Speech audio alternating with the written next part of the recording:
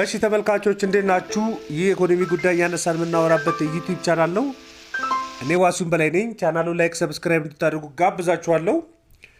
እንግዲህ ኢትዮጵያ ኢኮኖሚ ውስጥ በጣም ከፍተኛ ብድር ቢሰጥ ለማን ነው በጣም ጠቃሚ የሚሆነው የሚለውን የተወሰነ ሀሳብ ልሰጣችሁ ፈልጌያለሁ። ምክንያቱም አንዳንዴ ብድር ሊለቀቅ ነው ሲባል የባለ ሀብቶች ጉዳይ ብቻ አድርጎ የሚወሰድ አለ። ግን ብድር ሲለቀቅ ጠቅላላ ኢኮኖሚ የሚጠቀመው ምንድን ነው? ባለ ሀብት የሚጠቀመው ምንድን ነው?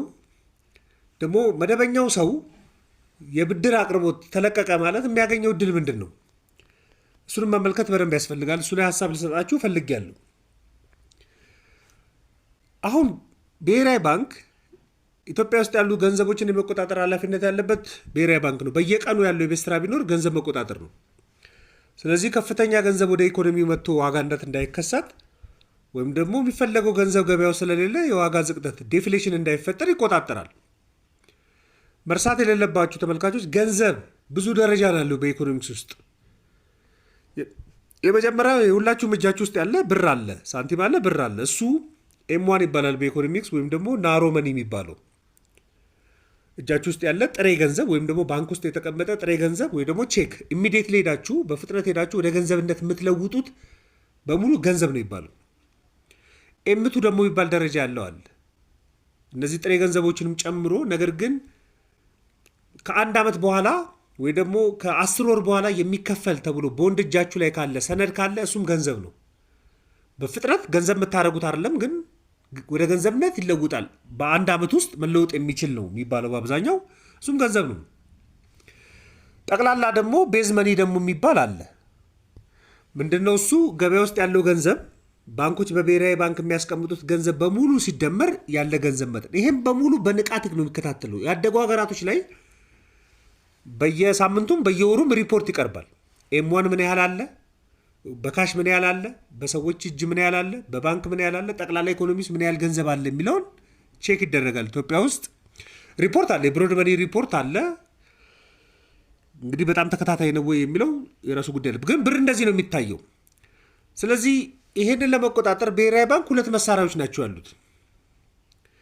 አንደኛው በጣም ከፍተኛ ገንዘብ ወደ ኢኮኖሚው እንዲሄድ ሲፈልግ የሚወስደው እርምጃና ገንዘብን ከኢኮኖሚ ለመሰብሰብ ሲፈልግ፣ ለምሳሌ ንግድ ባንኮች ከብሔራዊ ባንክ የሚወስዱት ብድር አለ።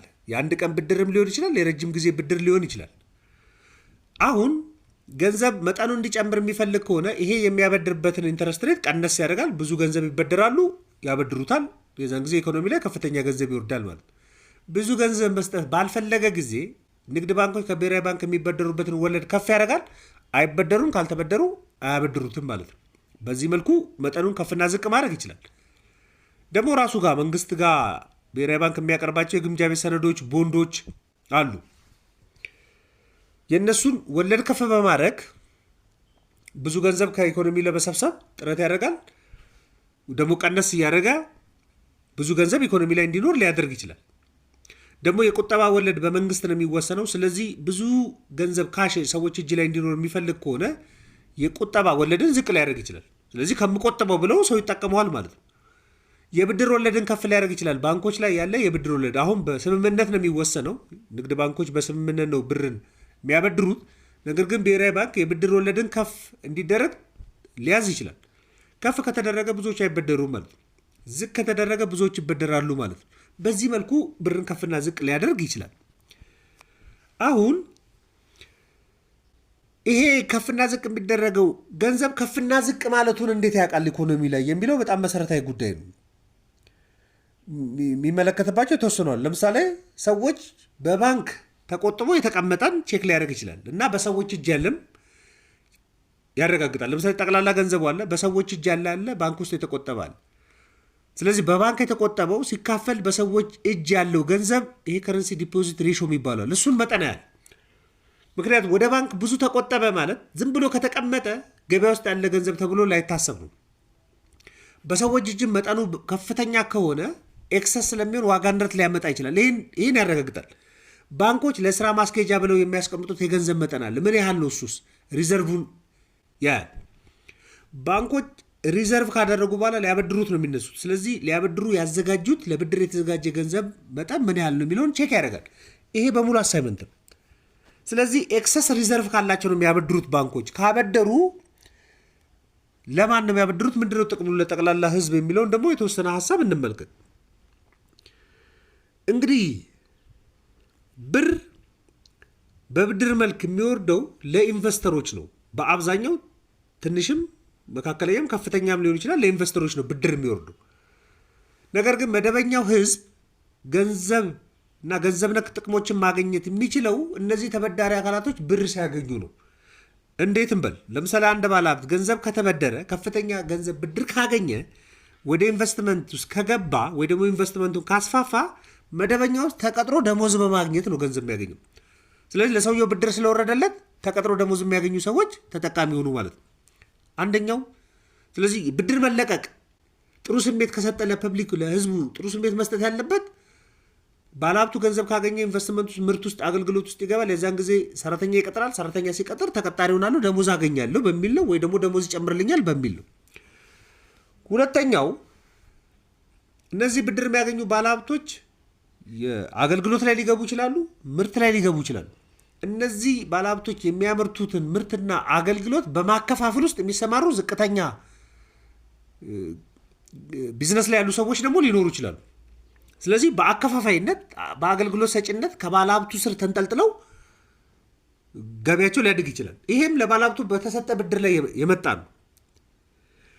ደግሞ ብድር ያገኘ ባለሀብት ኢንቨስትመንት ውስጥ ለመግባት የግብአት ግዢ ሊፈልግ ይችላል። ስለዚህ ግብአት የሚያቀርቡ ዝቅተኛ ቢዝነስ ላይ ያሉ ሰዎች ተጠቃሚ ሊሆኑ ይችላሉ። ምክንያቱም ለምሳሌ አንድ ትልቅ ሪልስቴት የሚሰራ ድርጅት ብድር ካላገኘና ካቆመ ለሪልስቴቱ ብሉኬት የሚያቀርቡ ትንንሽ መንደር ውስጥ ያሉ ሰዎች ብሉኬት አያመርቱ።